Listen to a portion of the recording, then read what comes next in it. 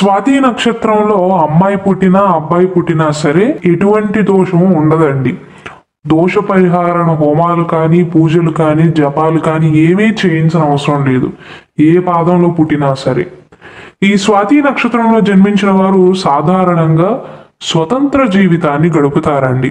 దుర్గాదేవి జ్యోతిషాలయం. మీరు ఎక్కడెక్కడో జ్యోతిష్యం చెప్పించుకుని నిరాశ చెంది ఉన్నారా? అయితే ఒక్కసారి ఈ గురువు గారికి ఫోన్ కాల్ చేసి చూడండి. ప్రేమ, పెళ్లి, ఉద్యోగం, రాజకీయం, విదేశీ ప్రయాణం, ధనం నిలకడగా లేకపోవటం, భార్యాభర్తల మధ్య గొడవలు, ఆస్తి తగాదాలు, అప్పుల బాధలు, ఎటువంటి సమస్యలకైనా రోజుల్లోనే పరిష్కారం చూపిస్తారు. వీరి ఫోన్ నంబర్ 9573058625. దూర ప్రాంతంలో ఉన్న వారికి కూడా ఒక్క ఫోన్ ద్వారానే వెంటనే పరిష్కారం చూపిస్తారు. ఎవరిపైనా కూడా ఆధారపడటం అంటే వీరికి నచ్చదు.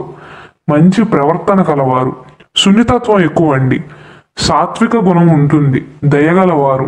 జీవితంలో స్థిరపడటానికి కొంత సమయం పట్టినప్పటికీ కూడా సంపదను పోగు చేస్తారు, శ్రేయస్సును పొందుతారు, బాగానే సంపాదించగలుగుతారు. ఈ స్వాతి నక్షత్రంలో 4 పాదాలు ఉన్నాయి కదా, ఒక్కొక్క పాదంలో జన్మించిన వారి స్వభావం ఎలా ఉంటుంది, వారి జాతకం ఎలా ఉంటుందో ఇప్పుడు వివరిస్తాను. స్వాతి నక్షత్రం 1వ పాదంలో ఎవరైతే జన్మించారో సాధారణంగా వారికి తెలివితేటలు ఎక్కువ అండి. 2, 3, 4 పాదాల్లో జన్మించిన వారి కంటే కూడా మొదటి పాదంలో జన్మించిన వారికి తెలివితేటలు కాస్త ఎక్కువగా ఉంటాయి. మాట్లాడే విధానం కూడా చాలా బాగుంటుందండి. సంభాషణ నైపుణ్యాన్ని కలిగి ఉంటారు అని చెప్పవచ్చు. ఒక రకంగా చెప్పాలంటే ఎక్కువగా మాట్లాడతారు అని కూడా చెప్పవచ్చు. అందరూ కాకపోయినా ఈ 1వ పాదంలో జన్మించిన వారు 90% మంది ఎక్కువగా మాట్లాడే అవకాశాలు ఉంటాయి. ఈ 1వ పాదంలో జన్మించిన వారు రచయితలయ్యే అవకాశాలు ఎక్కువగా ఉంటాయండి. ఆధ్యాత్మిక గ్రంథాల గురించి తెలుసుకోవాలి అన్న కోరిక ఎక్కువగా ఉంటుంది. అలానే ఉపాధ్యాయురాలుగా కానీ ఉపాధ్యాయుడిగా కానీ మారే అవకాశాలు ఉంటాయి. ఈ 1వ పాదంలో జన్మించిన వారికి పుట్టుకతోనే రాహుదశతో జన్మించటం వల్ల చిన్నప్పుడు కొన్ని సమస్యలు అనేవి ఎదురవుతాయండి. అయినప్పటికీ తల్లిదండ్రుల చాటున ఉండి కష్టం తెలియకుండా సాగిపోతుంది. 16 సంవత్సరాల నుండి వీరికి గురుదశ అనేది మొదలవుతుందండి. కాబట్టి 16వ ఏట నుండి బాగా చదవగలుగుతారు, మంచి క్రమశిక్షణను నేర్చుకుంటారు, తల్లిదండ్రుల యొక్క వాల్యూని తెలుసుకుంటారు, జ్ఞాపక శక్తి అనేది పెరుగుతుందండి. ఒక రకంగా 16 సంవత్సరాలు దాటిన తర్వాత నుండి బుద్ధిమంతుల్లాగా మారతారండి. 16 నుండి 32 సంవత్సరాల మధ్య కాలంలో విద్యలో చక్కటి అభివృద్ధిని సాధిస్తారండి. మంచి ఉద్యోగాన్ని సంపాదిస్తారు, వ్యాపారాన్ని స్థాపిస్తారు. మళ్ళీ 32 సంవత్సరాల నుండి 51 సంవత్సరాలు వచ్చేంత వరకు, అంటే ఈ మధ్యలో ఉన్న 19 సంవత్సరాలు వీరికి శని దశ అనేది జరుగుతుందండి. కాబట్టి 32 నుండి 51 సంవత్సరాల మధ్య కాలంలో ఖర్చులు పెరుగుతాయి. గతంలో గురుదశలో సంపాదించినది ఈ మధ్యలో ఉన్న 19 సంవత్సరాల్లో ఖర్చు చేయవలసి వస్తుంది. పిల్లల కోసం కానీ, లేదా కుటుంబం కోసం కానీ, భార్య కోసం కానీ, భర్త కోసం కానీ, అంటే మీ జీవిత భాగస్వామి కోసం కానీ ఈ శని దశలో చిన్న చిన్న ఆటంకాలు వచ్చే అవకాశాలు ఉంటాయండి. ఇబ్బందులకు గురవుతారు. 51 సంవత్సరాల నుండి 78 సంవత్సరాల మధ్య కాలంలో మధ్యలో ఉన్న 17 సంవత్సరాలు మీకు బుధదశ అనేది జరుగుతుందండి. కాబట్టి మళ్ళీ కొంత ఉపశమనం ఉంటుంది. శని దశ పూర్తయిపోయిన తర్వాత జీవితం అనేది సాఫీగా సాగిపోతుంది అని చెప్పవచ్చు. ఇక 2వ పాదంలో జన్మించిన వారి గురించి చెప్పుకున్నట్లయితే 2వ పాదంలో జన్మించిన వారు శారీరకంగా చాలా దృఢంగా ఉంటారండి. వీరి పనుల కంటే కూడా ఇతరుల పనులపైన ఆసక్తి ఎక్కువగా చూపిస్తూ ఉంటారు. అంటే వీరి పనులను కూడా పక్కన పెట్టి ఇతరులకు సహాయం చేయడానికి వెళ్తూ ఉంటారు, లేదా స్నేహితులతో ఎక్కువగా సావాసం చేస్తూ ఉంటారు. కావున 2వ పాదంలో జన్మించిన వారిపైన శనిగ్రహ ప్రభావం ఉంటుంది. కాబట్టి చెడు వ్యసనాల బారిన పడే అవకాశాలు ఉంటాయండి. కానీ జీవితంలో ఏ సందర్భంలో చిన్న సహాయం ఎవరైనా వీరికి చేసినా వారికి సహాయం చేసిన వారి పట్ల మాత్రం సర్వత్రా కృతజ్ఞులై ఉంటారు. వారిని మాత్రం ఎన్నడూ మర్చిపోరండి. ఇది వీరిలో ఉండే ఒక మంచి లక్షణంగా చెప్పవచ్చు. అయితే 2వ పాదంలో జన్మించిన వారికి 1, 3, 4 పాదాల వారి కంటే కూడా బద్ధకం కాస్త ఎక్కువగా ఉంటుందండి. అయితే ఏదైనా పని ప్రారంభిస్తే మాత్రం తప్పక పూర్తి చేస్తారు. ఆ పనిని ప్రారంభించే అంతవరకు ఈ రోజు కాదులే, రేపు ప్రారంభిద్దాంలే, ఎల్లుండి స్టార్ట్ చేద్దాంలే అని అలా డిలే చేస్తూ ఉంటారండి. కానీ పని మొదలుపెట్టిన తర్వాత మాత్రం అందరికంటే ముందుగా వీరే ముగిస్తారు. వీరికి 11 సంవత్సరాల వరకు రాహుదశ అనేది జరుగుతుందండి. కాబట్టి రాహుదశ కాలంలో చదువు పైన ఆసక్తిని కనబరచకపోవటం కానీ, చదువు పైన ఇంట్రెస్ట్ చూపించలేకపోవటం కానీ, చదువు కంటే కూడా ఆటలను ఎక్కువగా ఇష్టపడటం కానీ, మొండితనంగా ఉండటం కానీ, తల్లిదండ్రుల మాట వినకపోవటం కానీ జరుగుతుందండి. రెండవ పాదంలో జన్మించిన వారి బాల్యంలో 11 సంవత్సరాల నుండి 27 సంవత్సరాల మధ్య కాలంలో ఈ 16 సంవత్సరాలు వీరికి గురుదశ జరుగుతుందండి. కాబట్టి రెండవ పాదంలో జన్మించిన పిల్లలు వారికి 11 సంవత్సరాలు వచ్చేంత వరకు చదువు పైన ఇంట్రెస్ట్ చూపించకపోయినా 11 నుండి 27 సంవత్సరాల మధ్య కాలంలో గురువు యొక్క ప్రభావం వల్ల చదువులో వీరికి అభివృద్ధి ఉంటుందండి. చదువు పైన ఏకాగ్రతను చూపించగలుగుతారు, చదువు పైన ఇంట్రెస్ట్ చూపిస్తారు, బాగా చదవగలుగుతారు, జీవితంలో స్థిరపడగలుగుతారు, సకాలంలో వివాహం అయ్యే అవకాశాలు ఉంటాయి. మళ్ళీ 27 సంవత్సరాల నుండి 46 సంవత్సరాలు వచ్చేంత వరకు అంటే ఈ మధ్యలో ఉన్న 19 సంవత్సరాల కాలం అనేది వీరికి శని దశ అనేది జరుగుతుందండి. కాబట్టి ఇంతకుముందు గురుదశలో వీరు సంపాదించిన డబ్బు ఈ సమయంలో ఖర్చు చేసే అవకాశాలు ఉంటాయి.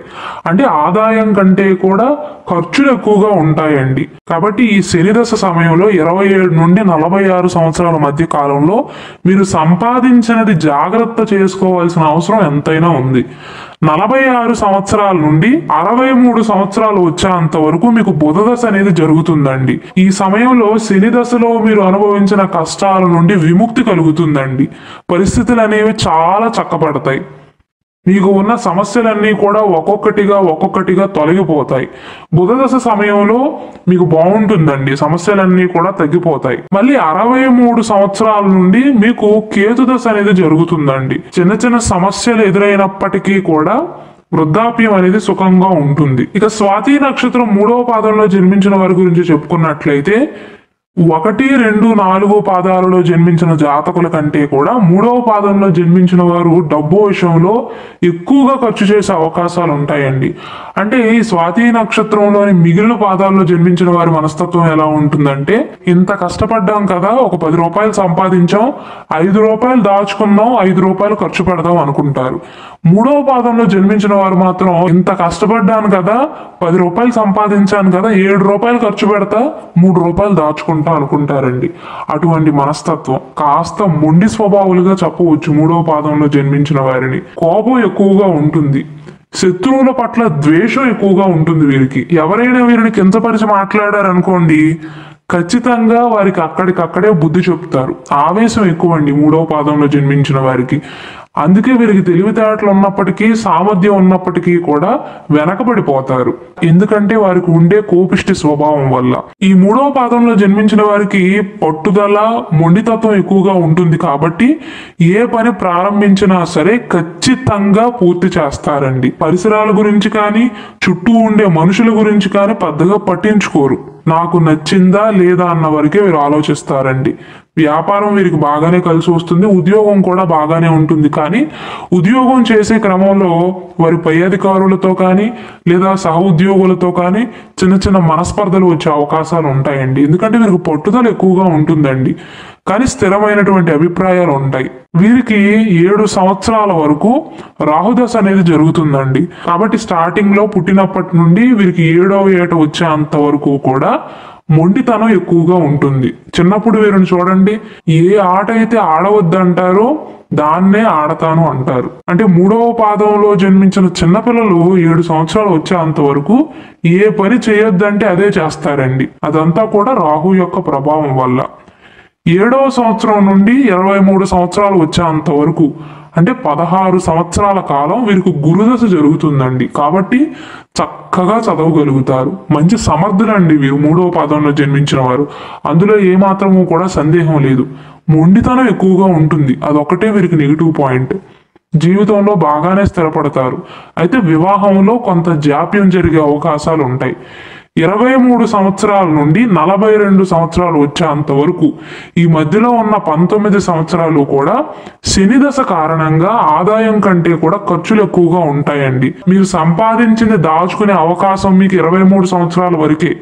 23 నుండి 42 వరకు కొంచెం ఖర్చులు ఎక్కువగా ఉంటాయి. 42 సంవత్సరాల నుండి 59 సంవత్సరాలు వచ్చేంత వరకు మధ్యలో ఉన్న 17 సంవత్సరాలు మీకు బుధ దశ జరుగుతుందండి.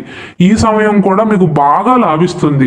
స్థిరాస్తులను కొనుగోలు చేస్తారు, సంతానానికి చదువు చెప్పించగలుగుతారు, సంతానాన్ని అభివృద్ధిలోకి తీసుకురాగలుగుతారు, మీ కుటుంబ సభ్యులను బాగా చూసుకోగలుగుతారు, మీరు ఎదగగలుగుతారు, సంపాదించగలుగుతారు. 42 సంవత్సరాల నుండి 59 సంవత్సరాల మధ్య కాలంలో మీకు అనుకూలం అండి. 59 సంవత్సరాల నుండి 66 సంవత్సరాలు వచ్చేంత వరకు మధ్యలో ఉన్న 7 సంవత్సరాలు మీకు కేతు దశ అనేది జరుగుతుందండి. కాబట్టి ఈ సమయంలో కూడా మీకు కొన్ని సమస్యలు ఎదురవుతాయి. ఈ 7 సంవత్సరాలు కూడా మీరు కొంచెం జాగ్రత్తలు తీసుకోవాలి, మెయిన్ గా చుట్టాల విషయంలో. 66 సంవత్సరాల తర్వాత వృద్ధాప్య సమయం వచ్చేసరికి పరిస్థితులన్నీ కూడా చక్కబడతాయండి, సాఫీగా సాగిపోతుంది. ఇక 4వ పాదంలో జన్మించిన వారి గురించి చెప్పుకున్నట్లయితే 4వ పాదంలో జన్మించిన వారికి పెద్దల పట్ల గౌరవం ఉంటుందండి. వీరి మనసులో కూడా కాస్త కోపం ఉంటుంది. అయినప్పటికీ కూడా నాకంటే పెద్దవారు అని కనుక వీరు భావించినట్లయితే మాట తోలనాడి మాట్లాడరండి, గౌరవాన్ని ఇస్తారు, వయసుకు తగ్గ గౌరవాన్ని ఇస్తారు అని చెప్పవచ్చు. మంచి ఆలోచన పరులండి. ఏదైనా ఒక మాట మాట్లాడేటప్పుడు, పని ప్రారంభించబోయేటప్పుడు 1కి 2 సార్లు ఆలోచిస్తారు. అది వీరిలో ఉండే ఒక గొప్ప విషయంగా చెప్పవచ్చు. కోపిష్ఠులే, నేనేం కాదనట్లేదు, కోపం ఎక్కువే, అయినప్పటికీ కూడా సర్వజన ప్రియులుగా చెప్పవచ్చు. అలాగే వీరికి స్థిరపడటానికి కొంత సమయం పట్టినా ధనవంతులు అవుతారండి 4వ పాదంలో జన్మించిన వారు. అలాగే వీరు రచయితలయ్యే అవకాశాలు ఉంటాయి. ఆధ్యాత్మిక గ్రంథాల పట్ల ఆసక్తి ఎక్కువగా ఉంటుంది. ఉపాధ్యాయులయ్యే అవకాశాలు ఉంటాయి. కేవలం వీరింట్లోనే కాదండి, వారి బంధువులింట్లో, వారి చుట్టాలింట్లో, వారి స్నేహితులింట్లో ఆదరాభిమానాలు కూడా వీరిపైన ఉంటాయి. ఈ 4వ పాదంలో జన్మించిన వారికి పుట్టినప్పటి నుండి వీరికి 3 సంవత్సరాలు వచ్చేంత వరకు కూడా రాహుదశ అనేది జరుగుతుందండి. కాబట్టి కాస్త మొండిగా ఉంటారు పిల్లలు పుట్టినప్పుడు. 4వ సంవత్సరం నుండి వీరికి 19 సంవత్సరాలు వచ్చేంత వరకు, అంటే ఈ మధ్యలో ఉన్న 16 సంవత్సరాలు వీరికి గురుదశ అనేది జరుగుతుందండి. కాబట్టి చక్కగా చదువుతారండి 4వ పాదంలో జన్మించిన వారు మాత్రం. మంచి మేధా సంపన్నులుగా ఉంటారు, మంచి జ్ఞాపక శక్తి ఉంటుంది, చదువు పైన ఆసక్తిని చూపిస్తారు. ఉన్నత విద్యలో కాస్త మొండితనాన్ని చూపించినప్పటికీ కూడా, కొంత కోపిష్టి స్వభావాన్ని చూపించినప్పటికీ కూడా బాగానే చదవగలుగుతారు, త్వరగానే స్థిరపడగలుగుతారు. అయితే వివాహ విషయంలోనే కాస్త జాప్యం జరుగుతుందండి. 19 సంవత్సరాల నుండి 38 సంవత్సరాలు వచ్చేంత వరకు ఈ మధ్యలో ఉన్న 19 సంవత్సరాలు వీరికి శని దశ అనేది జరుగుతుందండి. కాబట్టి ఈ సమయంలో కొన్ని ఆటిపోట్లను ఎదుర్కొంటారు.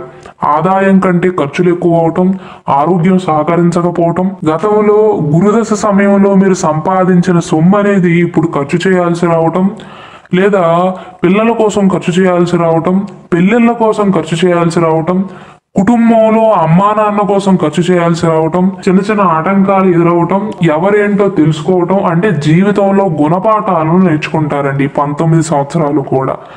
38 సంవత్సరాల నుండి 55 సంవత్సరాలు వచ్చేంత వరకు, అంటే ఈ మధ్యలో ఉన్న 17 సంవత్సరాల కాలంలో బుధదశ అనేది జరుగుతుందండి. కాబట్టి మళ్ళీ చాలా చక్కగా బ్రతకగలుగుతారు. పరిస్థితులన్నీ కూడా సర్దుమనుగుతాయి, కాస్త కుదుట పడతాయి. 55 సంవత్సరాల నుండి 62 సంవత్సరాలు వచ్చేంత వరకు మీకు కేతు దశ అనేది జరుగుతుందండి. కాబట్టి ఇప్పుడు కూడా కొన్ని సమస్యలు ఎదురవుతాయి. 62 సంవత్సరాల తర్వాత పరిస్థితులన్నీ కూడా చక్కబడతాయండి. వృద్ధాప్య సమయం అనేది చాలా చక్కగా ఉంటుంది. రిటైర్మెంట్ సమయంలో మీ లైఫ్ అనేది బాగుంటుందండి.